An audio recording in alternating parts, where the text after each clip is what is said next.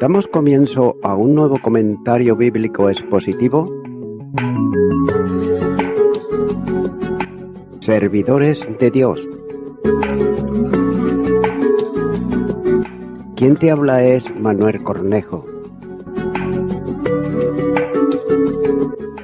En esta ocasión estaré compartiendo la primera carta de Juan, capítulo 3 y versículo 23, donde dice: Y este es su mandamiento, que creamos en el nombre de su Hijo Jesucristo, y nos amemos unos a otros como nos lo ha mandado. Alcanzando casi al final del párrafo, nuevamente el apóstol recuerda otra vez el mandamiento supremo del amor fraterno. No se trata de una opción, sino de la exigencia que conlleva un mandamiento procedente de Dios, ya que Él lo ha establecido, y por tanto, quebrantar el mandamiento es desobedecer al que lo ha mandado. El mandamiento tiene dos aspectos a los que debe de presentársele atención, ya que creer y amar son actitudes permanentes. En ese sentido, el amor ha de manifestarse siempre y la fe no debe de dejarse nunca. Note que en la epístola de Juan, la fe no es receptiva sino vital, que se proyecta en toda la conducta del cristiano como obediencia al Hijo de Dios.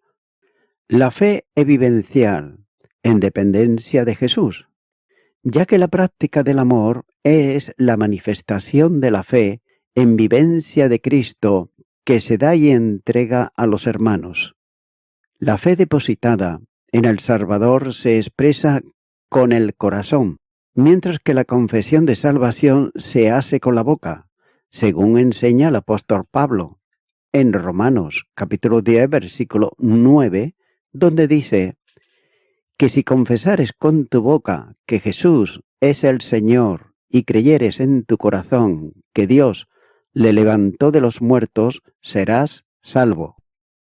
La confesión con la boca podría ser equivalente a la manifestación del arrepentimiento. Y note que son dos cosas las necesarias para salvación como ejercicio personal del hombre. Una, la fe que cree, y la otra, el arrepentimiento que cambia de orientación. El segundo, que orienta el pensamiento en otra dirección, es consecuencia del primero, esto es, de la fe depositada en Jesús. La fe ejercida para salvación, note que implica la entrega incondicional al Salvador. De ahí que se cree con el corazón, ya que es, en la enseñanza bíblica, el núcleo de la personalidad.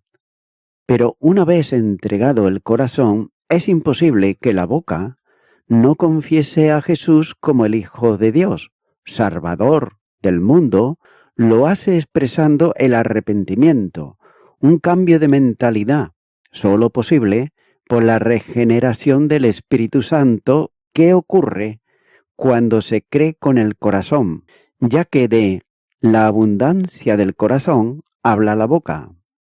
Evangelio de Lucas, capítulo 6 y versículo 45. Y las múltiples consecuencias de la salvación, como el arrepentimiento, el nuevo nacimiento, la regeneración, etc., se producen a causa del medio de salvación que es la fe. También es bueno considerar que el primer aspecto tiene que ver con la fe, que creamos en el nombre de su Hijo Jesucristo, ya que creer no es la aceptación de un ruego de Dios, sino la obediencia a un mandamiento establecido por Él. Así lo hizo notar el apóstol Pablo cuando dijo: Pero Dios, habiendo pasado por alto los tiempos de esta ignorancia, ahora manda a todos los hombres en todo lugar que se arrepientan. Hechos de los Apóstoles, capítulo 17, versículo 30. Rehusar creer condena eternamente por quebrantar el mandamiento que Dios establece, llamando pecadores a salvación. El Evangelio de Juan, capítulo 3, versículo 36, dice: El que cree en el Hijo tiene vida eterna, pero el que rehúsa creer en el Hijo no verá la vida, sino que la ira de Dios está sobre él. En la epístola, creer lleva implícito aceptar aspectos relacionados con el Señor. Así que, quien cree confiesa a Jesucristo, como señala el capítulo 4 y versículo 3. Y del mismo modo, también reconoce que Jesús es el Cristo, capítulo 2, versículo 22. Por tanto, el creyente reconoce a Jesús como el Hijo de Dios, aceptando con ello su divinidad y reconociéndolo por consiguiente como Dios, el Verbo manifestado en carne. Capítulo 4, versículo 2. Cuando Juan habla de creer en el nombre de Cristo, está refiriéndose a creer en Él como Salvador e Hijo de Dios. El Evangelio de Juan, capítulo 6, versículo 29, dice: Respondió Jesús y le dijo: Esta es la obra de Dios, que creáis en el que Él ha enviado. Y Juan capítulo 7 y versículo 3 dice: Y le dijeron sus hermanos: Sal de aquí y vete a Judea, para que también tus discípulos vean las obras que haces. Como Dios manda creer, pero también capacita para poderlo hacer. Y note que el segundo aspecto tiene que ver con el amor a los hermanos, cuando dice: y nos amemos unos a otros. Este mandamiento ha sido ampliamente recordado en la epístola, por ejemplo, en el capítulo 2, versículo 7 en adelante, y capítulo 3, versículo 11, ya que la fe genuina va siempre acompañada de obediencia y amor. La enseñanza bíblica sobre la fe es que obra por el amor. Gálatas capítulo 5 y versículo 6 dice: Porque en Cristo Jesús ni la circuncisión vale algo, ni la incircuncisión, sino la fe que obra por el amor. Lo que es común a todo el que cree es el amor por Cristo, ya que quien no ama al Salvador no ha sido salvo. Efesios capítulo 6, versículo 24 nos dice: La gracia sea con todos los que aman a nuestro Señor Jesucristo, con amor inalterable. Amén. Ya que el que no ama a Cristo está evidenciando que no ha creído en Él y está bajo condenación. La primera carta a los Corintios, capítulo 16, versículo 22, dice: El que no amare al Señor Jesucristo sea anatema. El Señor viene. Entonces, crees en Jesús lleva implícito amarle, exigiendo también obediencia sin reserva a sus mandamientos, como evidencia de la realidad de ese amor. El Evangelio de Juan, capítulo 14 y versículo 15, dice: Si me amáis, guardar mis mandamientos. Y Mateo, capítulo 28 y versículo 20, dice: Enseñándoles que guarden todas las cosas que os he mandado. Y aquí, yo estoy con vosotros todos los días, hasta el fin del mundo. Amén. Su mandamiento está reiterado por Juan en la epístola y en el Evangelio. Note lo que dice el Evangelio de Juan, capítulo 13 y versículo 34. Un mandamiento nuevo os doy, que os améis unos a otros como yo os he amado, que también os améis unos a otros. Y Juan 15 y versículo 12 dice: Este es mi mandamiento, que os améis unos a otros como yo os he amado. Y el versículo 17 dice: Esto os mando, que os améis unos a otros. Continuar con el versículo 24, donde dice: Y el que guarda sus mandamientos permanece en Dios, y Dios en él. Y en esto sabemos que el que permanece en nosotros por el Espíritu que nos ha dado. Aquí Juan cierra el párrafo presentando el modo de hacer realidad la comunión con Dios, ya que la primera apreciación sobre la comunión es, nuevamente, la obediencia, expresada por Juan como el que guarda los mandamientos establecidos por Dios. Una vinculación con el Señor como enseñó por medio de la vid y los pámpanos. En el Evangelio de Juan, capítulo 15, versículo 1, dice: Yo soy la vid verdadera y mi Padre es el labrador. Se trata de una vinculación con Dios Trino, ya que los creyentes son uno en Dios, para que todos sean uno, como tú, oh Padre, en mí y yo en ti, que también ellos sean uno en nosotros, para que el mundo crea que tú me enviates. Evangelio de Juan, capítulo 17, versículo 21. Y es por eso que el creyente viene a estar en comunión con la Divina Trinidad. Las personas divinas se manifiestan en unión con el creyente. Evangelio de Juan, capítulo 14, versículo 23 nos dice: Respondió Jesús y le dijo: El que ama, mi palabra guardará, y mi Padre le amará, y vendremos a él y haremos morada con él.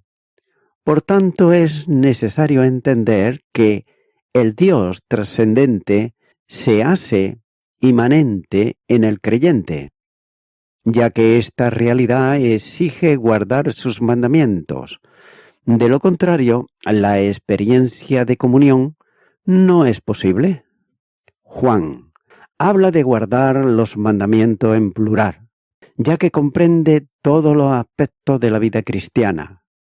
Y estos mandamientos están manifestados en la palabra de Dios. Es bueno considerar que la presencia del Espíritu es prueba de la comunión con Dios.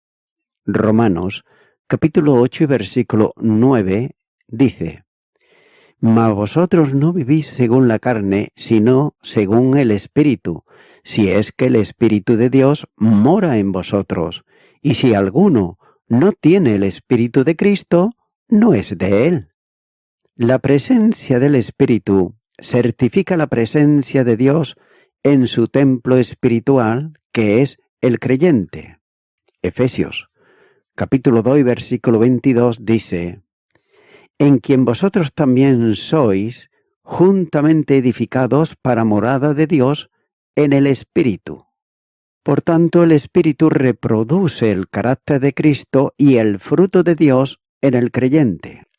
Gálatas, capítulo 5 y los versículos 22 y 23 dice: Mas el fruto del Espíritu es amor, gozo, paz, paciencia, benignidad, bondad, fe, mansedumbre, templanza.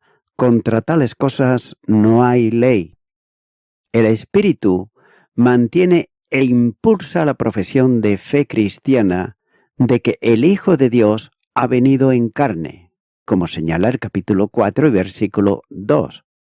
Y dos sencillas reflexiones aplicativas serán suficientes para cerrar el comentario de este capítulo, ya que la verdad con consecuencias tiene que ver con el hecho de ser hijos de Dios. Y el nuevo nacimiento no es una relación con Dios, sino la acción divina por la cual el Padre ha engendrado a los creyentes en Cristo.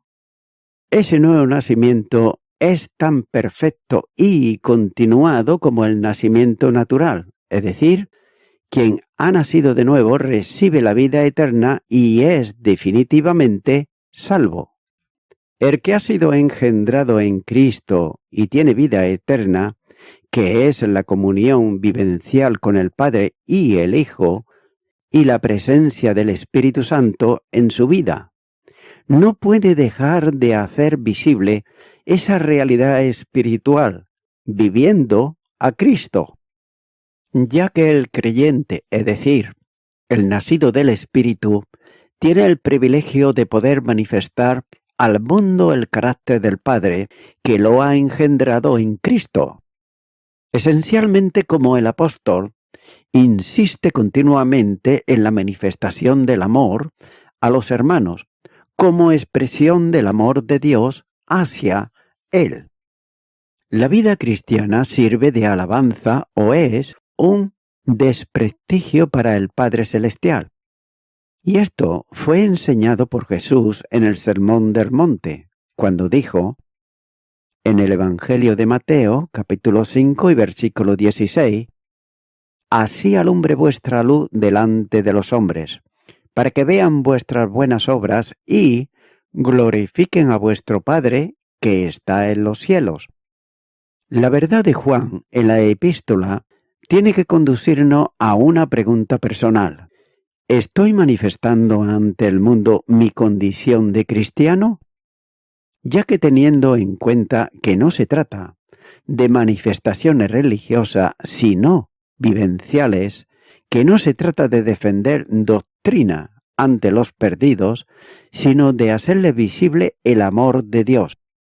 En segundo lugar, siguiendo en la misma línea que la primera reflexión, es necesario también insistir en la manifestación visible del amor de Dios, ya que tenemos que apreciar la responsabilidad personal para el ejercicio del amor, ya que el mismo amor divino con que fuimos y somos amados ha sido derramado en nosotros por la acción del Espíritu Santo, que no solo lo produce en el fruto, sino que lo expresa con su presencia, ya que Dios es amor. Por otro lado, la incapacidad de amar a todos los hermanos, sin distinción alguna, pone de manifiesto la realidad del nuevo nacimiento. Es preciso también advertir que el apóstol afirma que quien no ama a sus hermanos no conoce a Dios. De otro modo, no ha nacido de nuevo. Capítulo 3, versículo 14. El amor es el distintivo que Jesús dio para la identificación de su iglesia. Juan, capítulo 3 y versículo 35 dice, «En esto conocerán todos que sois mis discípulos, si tuviereis amor los unos con los otros». Nótese que la identificación de los creyentes no está basada en lo que creen, sino en si se aman. Por supuesto que el amor a Cristo hará que todos estén dispuestos a guardar sus mandamientos. Juan capítulo 14, versículo 15 nos dice, «Si me amáis, guardad mis mandamientos». También tengas en cuenta que la doctrina no es negociable, ya que la palabra no puede ser desobedecida. La Escritura debe de ser amada y respetada. Sin embargo, hay quienes son capaces de dar su vida por la defensa de la fe, pero son incapaces de amar a sus hermanos. El mundo no puede identificar la realidad de la vida cristiana a no ser por el amor entre los creyentes. El amor fraternal es el mayor problema de los discípulos de Cristo. Y Cristo se distinguió por el amor desinteresado que mostraba para todos los que encontró en su camino durante el ministerio, ya que por amor se entregaba para sanar enfermos, expulsar demonios, alimentar multitudes, dar vista a ciegos, atender afligidos, etcétera, etcétera. Y es por eso que Jesús era conocido de todos. Cuando el amor divino llena el corazón, saturándolo de amor, éste no encuentra reposo hasta depositarlo en otro como Cristo hizo con nosotros, de manera que se orienta hacia los hermanos buscando el bien ajeno y no el propio.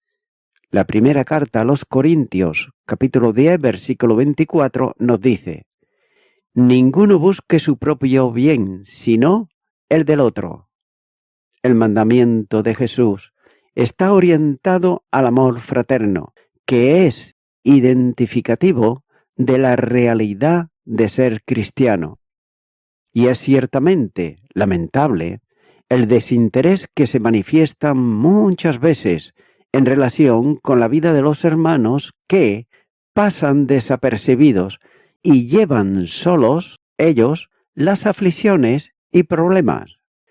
Como mínimo, si no es posible, la compañía personal podemos llevar sus cargas sobre nuestros hombros al trono de la gracia para interceder por ellos a fin de que encuentren el oportuno socorro para sus necesidades. El mandamiento nuevo no es posible más que con el cumplimiento de la deuda del amor que cada uno tiene con su hermano. Pero por otro lado, los legalistas, ellos quieren una norma, asaetando las vidas de los hermanos, reprochándoles sus faltas, denunciando también sus miserias y apartándolos por sus caídas. Y esta es la norma verdadera, que os améis unos a otros como yo os he amado. En todo esto Jesús es el ejemplo. Su gracia frente a la carga espiritual de la mujer pecadora, en el Evangelio de Lucas capítulo 7, los versículos 36 al 50, también su amor ante la mujer adúltera en Juan capítulo 8 y versículo 11, donde dice, ella dijo, ninguno, Señor. Entonces Jesús le dijo, ni yo te condeno, vete y no peques más. La gracia demostrada al ladrón que moría a su lado en la cruz, en el Evangelio de Lucas, capítulo 23, versículo 43, donde dice, entonces Jesús le dijo, de cierto te digo que estarás conmigo en el paraíso. El apóstol Pablo enseña que sin amor no puede haber ministerio aceptable delante de Dios, ya que si yo hablase lenguas humanas y angelicales y no tengo amor, vengo a ser como metal que resuena o címbalo que restiñe. Primera carta a los Corintios, capítulo 13 y versículo 1. Y allí dice que quien tiene todas las perfecciones espirituales y además las riquezas de los mejores dones y no tiene amor, su ministerio es simple ruido que molesta a Dios y molesta también a su iglesia. La ley de Cristo perdona al ofensor, restaura al caído y ayuda al necesitado. Por tanto, debo de preguntarme, ¿estoy amando así? Y voy concluyendo con esto. El que guarda sus mandamientos, es decir, aquel cuya alma entera está así formada para el cumplimiento obediente de la voluntad divina, habita en él, ya que tiene la unión más íntima con Dios en Cristo, lo cual es evidente por ese Espíritu Santo que se nos ha dado, que ha efectuado tanto esa estructura santa como también esa unión. Amigo y amiga oyente, ningún ser humano puede guardar los mandamientos de Dios por sus propios esfuerzos, pero tan solo cuando esa persona viene a Cristo en arrepentimiento y además creyendo por fe en la obra salvífica que Jesucristo llevó a cabo en la cruz del Calvario, es tan solamente entonces cuando el Espíritu Santo viene al corazón de la persona, pero para ello, primeramente debe de invitarle a Cristo a que venga a tu vida y le aceptes como tu Salvador. Si nunca antes lo has hecho, pues ahora es la ocasión. Estaré haciendo una oración. Sígueme y repite conmigo. Señor Jesucristo, te confieso que he intentado por mis propios medios guardar la ley de Dios, guardar los mandamientos de Dios, pero ese esfuerzo ha sido en vano. He vuelto a caer una y otra vez. Ahora vengo a ti en arrepentimiento. Te reconozco que tú, Jesucristo, eres el Hijo de Dios, que dites tu vida en la cruz del Calvario por mis delitos y pecados, los cuales yo ahora me arrepiento de todos ellos y te acepto en mi vida como mi Salvador. En tu nombre, amén.